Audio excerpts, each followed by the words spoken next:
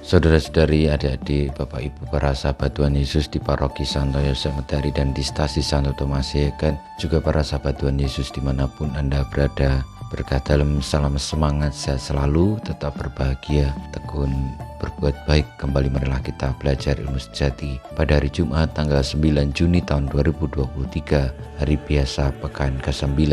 Kita mengawali belajar ilmu sejati dengan berdoa dalam nama Bapa, Putra dan Roh Kudus. Amin.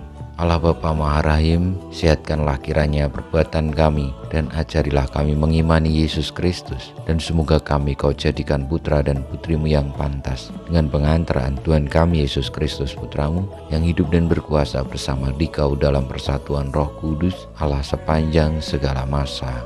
Amin. Para sahabat Tuhan Yesus terkasih, kita akan belajar ilmu sejati dari Injil Yesus Kristus menurut Markus bab 12 ayat 35 sampai dengan 37.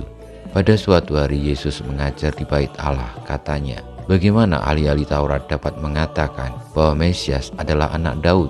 Daud sendiri berkata dengan ilham Roh Kudus, Tuhan telah bersabda kepada Tuanku, duduklah di sisi kananku, sampai musuh-musuhmu kutaruh di bawah kakimu. Jadi Daud sendiri menyebut dia tuannya. Bagaimana mungkin ia sekaligus anaknya? Orang yang besar jumlahnya mendengarkan Yesus dengan penuh minat. Demikianlah sabda Tuhan, terpujilah Kristus.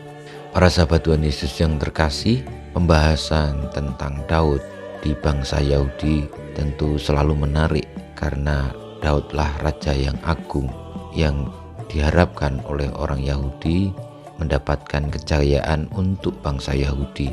Bahkan sampai sekarang Raja Daud dianggap oleh orang-orang Yahudi sebagai pendiri kerajaan Yahudi, orang Israel, yang dijadikan simbol negara Israel saat ini dengan benderanya yakni bintang Daud.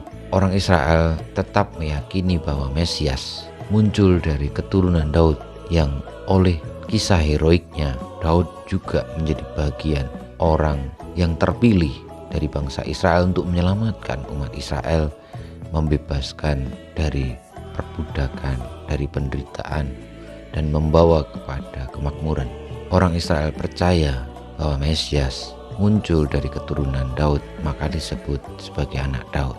Saudara-saudari yang terkasih, hal ini akhirnya bertemu dengan ajaran baru Tuhan Yesus. Memang secara keturunan Mesias muncul dari keturunan Daud, tetapi dia bukanlah anak Daud, karena Mesias itu untuk semua orang, tidak dibatasi oleh keturunan, tidak dibatasi oleh garis darah, tetapi ia menyelamatkan seluruh umat manusia. Dengan demikian Tuhan Yesus menjelaskan, bahkan Daud sekalipun menyebut Mesias itu tuannya.